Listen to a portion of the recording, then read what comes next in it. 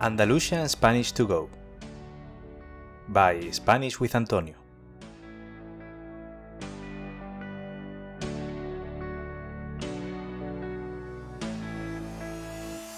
Hola a todos y a todas. ¿Qué tal? ¿Cómo estáis?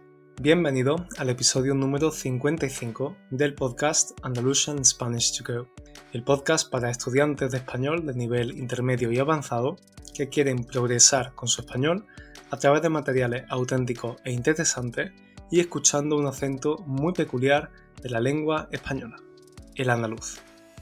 Si esta es la primera vez que escuchas este podcast, me presento. Yo soy Antonio, profesor de español y fundador de Spanish with Antonio, una plataforma con la que pretendo ayudar a estudiantes que, como tú, sienten pasión por la lengua y cultura española. El episodio de hoy es especial por varios motivos.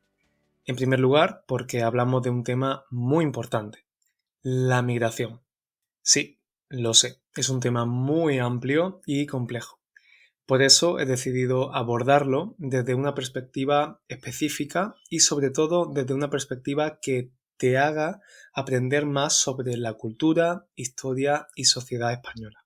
Hoy voy a hablar de la gran migración que hubo durante los años 40, 50 y 60 desde Andalucía a Cataluña, algo que aún hoy sigue teniendo unos efectos. Y además, otro motivo por el que es muy especial es porque vais a poder escuchar un testimonio real de esta gran migración andaluza. Y no es mío, es de otra persona. Va a ser un episodio súper interesante y con el que espero que aprendas un montón, así que te invito a quedarte y prestar mucha atención. Pero antes te recuerdo que puedes usar la transcripción de este episodio y del resto de episodios del podcast. Escuchar el episodio mientras lees la transcripción tiene muchos beneficios y te ayuda a asimilar mucho mejor este contenido. Te dejo el enlace en las notas de este episodio. Y ahora, sí que sí, vamos allá. Hoy en día, migrar a otra ciudad, país o incluso continente está muy normalizado. Aquí en Europa, por ejemplo, casi todos los jóvenes han tenido la oportunidad de hacer una estancia en un país extranjero con su Erasmus o incluso es normal irse a trabajar durante un tiempo a otro lugar. Yo mismo migré a Italia hace casi un año y pasé allí una temporada. Sin embargo, todos estos ejemplos provienen del mundo occidental, de personas que vivimos en países con recursos y que emigramos más o menos cómodamente, sin dramas y en muchas ocasiones por placer. Sin embargo, este tipo de migración es algo muy reciente en la historia de la humanidad. Durante siglos, o incluso milenios, siempre que los humanos nos trasladábamos de un lado a otro, siempre que migrábamos, lo hacíamos por necesidad, porque había pobreza en nuestro país, porque huíamos de una guerra, porque éramos exiliados políticos o porque queríamos darle una vida mejor a nuestras familias. Muy poca gente quería y quiere abandonar su patria, su cultura, sus raíces. Y sin embargo, este otro tipo de migración, la que yo me atrevería a llamar la verdadera migración, sigue estando a la orden del día. A la orden del día, es decir, sigue pasando. Hace pocos años, la guerra de Siria causaba una de las mayores crisis migratorias de la historia, con millones de refugiados sirios llamando a las puertas de Europa. También desde hace años, decenas de miles de migrantes intentan cruzar la frontera de México para entrar en Estados Unidos, e innombrables inmigrantes del África subsahariana arriesgan sus vidas cruzando el mar Mediterráneo en patera. Las pateras son un tipo de embarcación súper rudimentaria en las que vienen estos inmigrantes, y lo hacen para intentar llegar a costas españolas o italianas.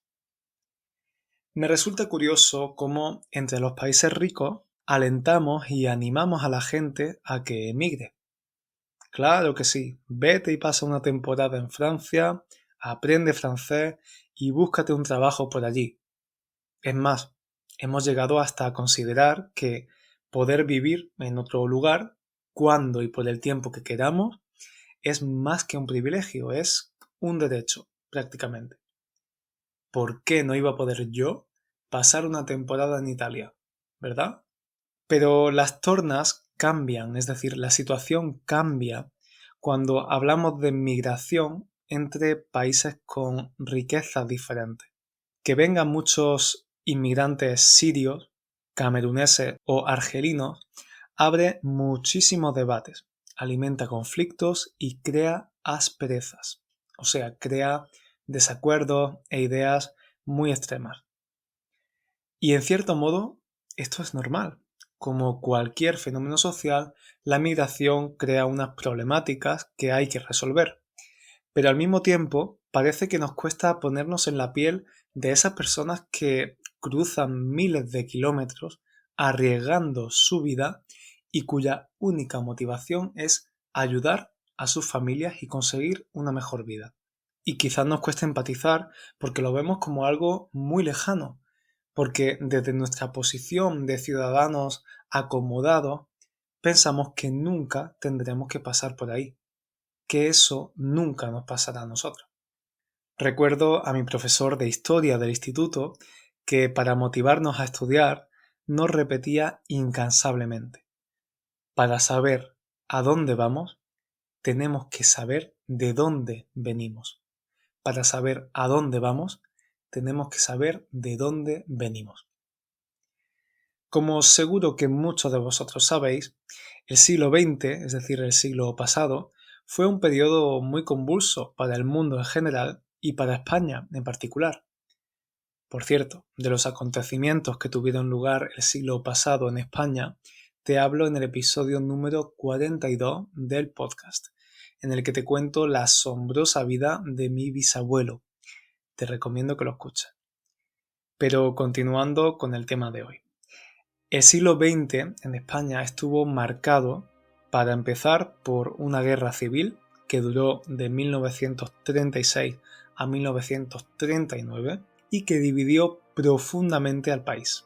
Y por si eso no fuera poco, a estos años bélicos de guerra le siguió una dictadura de tintes, es decir, de carácter de tintes fascistas, personificada en el dictador Francisco Franco, o, como también se le conocía, el caudillo. Caudillo significa dictador político y militar. Y esto es muy importante para entender el tema de hoy, porque obviamente tanto esta guerra civil como los 35 años de dictadura franquista tuvieron consecuencias. Durante la posguerra, es decir, el periodo que sigue a la guerra, el país estaba totalmente empobrecido y aislado de la comunidad internacional. Y además, con la dictadura, existía una dura persecución política de las personas que durante la guerra habían apoyado o colaborado con el bando republicano, es decir, el bando contrario al vencedor. O simplemente también se perseguía a cualquiera que estuviera en contra del régimen. Esto no solo provocó el exilio, es decir, la huida al extranjero de muchísimas personas. Algunos de los primeros en irse fueron artistas, escritores, pensadores u otros personajes públicos que sabían que si se quedaban en el país, directamente los matarían. Algunos de estos personajes que tuvieron que marcharse fueron los poetas Antonio Machado y Luis Cernuda o la filósofa María Zambrano.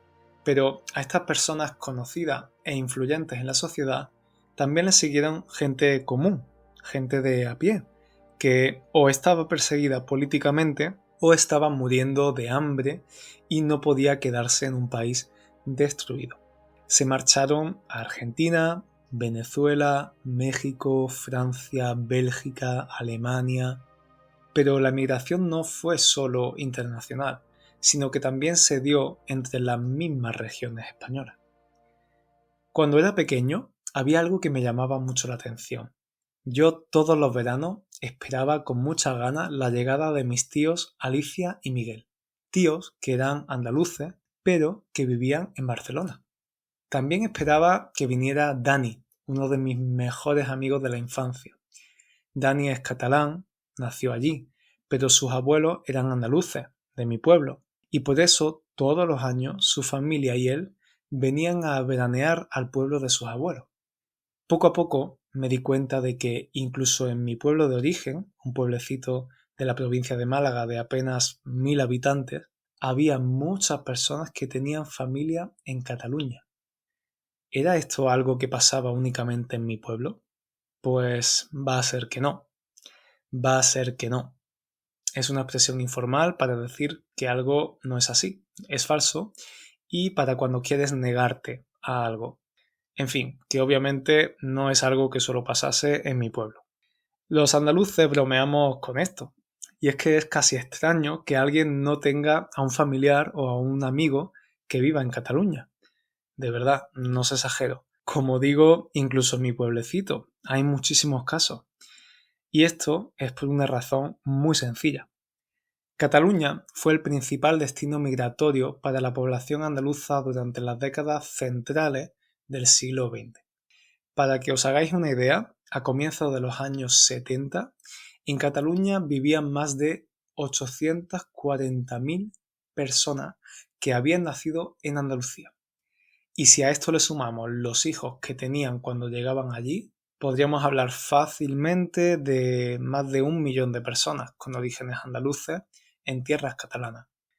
Esto quiere decir que de los 2 millones de andaluces que se marcharon de Andalucía durante esos años de posguerra, la mitad se instaló en Cataluña. Y sí, has oído bien, 2 millones de andaluces.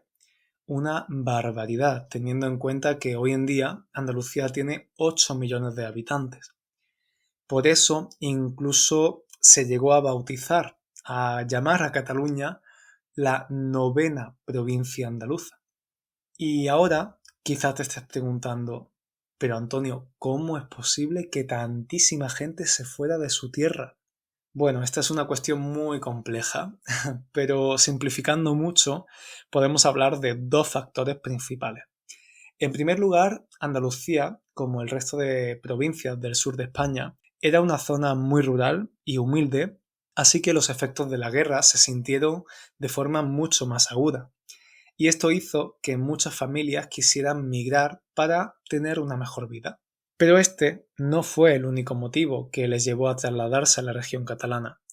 Andalucía también fue una de las regiones con más persecución política. Muchas de las familias que emigraron a Cataluña eran familias republicanas, es decir, que habían apoyado al bando perdedor en la guerra y por tanto eran perseguidas por el régimen franquista que había ganado la guerra. Pero claro, empezar una vida en un lugar extraño, aunque siguiera siendo España, no era un camino de rosa, es decir, no era nada fácil. El primer problema para los emigrantes andaluces que llegaban a Cataluña, en su mayoría a la capital, a Barcelona, era encontrar una vivienda. Las familias andaluzas, acostumbradas a amplias casas en el campo o en pueblos, con mucho espacio y naturaleza alrededor, tuvieron que contentarse con casuchas y barracas, es decir, casas de malísima calidad en los barrios más pobres de la ciudad condal. Ciudad condal es el apodo que se le da a Barcelona. Pero además tenían que encontrar trabajo, algo que tampoco era fácil. Y no lo era porque estas personas estaban marcadas políticamente. En un país controlado por una dictadura, poner tu nombre en un contrato de trabajo podía significar que las autoridades te podían descubrir, descubrían dónde estabas y te podían arrestar. Estas personas tenían que pasar desapercibidas, es decir, no llamar la atención. Sin embargo, descubrieron que Cataluña, y en concreto Barcelona, era mucho más ideal de lo que habían pensado como destino al que emigrar. En ese momento, Cataluña estaba experimentando un desarrollo y crecimiento económico muy grande. Se necesitaba construir nuevas viviendas, nuevos edificios de oficinas, nuevas empresas, y para esto necesitaban mano de obra, es decir, trabajadores, obreros. Y si esa mano de obra podía ser barata y necesitada, pues mucho mejor. cientos de miles de exiliados andaluces acabaron trabajando en la construcción. Un trabajo durísimo, pero para el que no les pedían documentación ni requisitos en muchas ocasiones. Precisamente estas duras condiciones de trabajo fueron las que llevaron a estos trabajadores andaluces y de otras partes de España a reforzar su compromiso político y crear los primeros sindicatos de obreros de todo el país. Desde entonces han pasado prácticamente 60 años, aunque evidentemente esta migración continuó durante las siguientes décadas, aunque en menor medida. Esos migrantes consiguieron vivir una vida mejor en Cataluña. Tuvieron hijos, nietos. Generación tras generación, el acento andaluz de las casas iba siendo reemplazado por el español de Cataluña o incluso por la lengua catalana. Pero esa herencia andaluza sigue ahí, enriqueciendo a la sociedad catalana. Hoy, en 2023, sigo conociendo a gente catalana con orígenes andaluces. Una de ellas es mi antigua mentora, Silvia, que ya participó en el podcast para hablar sobre emprendimiento en el episodio 37. Y hoy le he pedido que nos cuente su experiencia como hija de inmigrantes andaluces en Cataluña. Préstale mucha atención. Hola, soy Silvia Cabello y vengo a hablarte de mi historia familiar y de mis orígenes. Yo nací en Sabadell, una ciudad de Barcelona, en Cataluña, pero mis padres son andaluces o de origen andaluz. Me explico. Mi padre es de Sevilla, de un pueblo que se llama Lora del Río, y mi madre nació en Cataluña, pero sus padres, mis abuelos, eran de Málaga, de Antequera concretamente. Así que, como ves, un poquito de mezcla del norte y del sur tengo en mis venas. Si te estás preguntando por qué vinieron mis familias a Cataluña, por qué no se quedaron en Andalucía, pues te voy a decir que no tiene nada de original. En aquella época muchísimos andaluces y muchísimas andaluzas cogían las maletas y venían a Cataluña para trabajar. En aquella época Cataluña necesitaba mucha mano de obra y los andaluces vinieron a solventar ese problema. Es cierto que esto, las personas que vinieron en aquella época lo han podido vivir de una manera muy diferente a la mía. ¿Por qué? Porque yo soy la generación que siguió a estas personas, incluso la segunda generación. Con lo cual, yo cuando nací, ya nací con unos padres totalmente adaptados a Cataluña, totalmente adaptados a las tradiciones y a la manera de vivir de aquí. En ningún momento me ha supuesto un conflicto el tener familia de origen andaluz y haber nacido y ser catalana. En ningún momento. Primero, porque cuando un niño nace en un contexto, está acostumbrado desde que es pequeño. Y segundo, cuando comencé a sociabilizarme en la escuela con otros niños, me di cuenta que mi situación era muy común. ¿Qué quiero decir?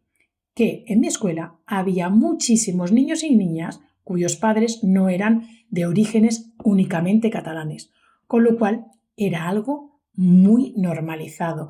Entre nosotros, entre los niños, no había ningún tipo de categoría por el hecho de ser de origen catalán 100%, si lo puedo decir así, o un poco de origen más mezclado, un origen diferente.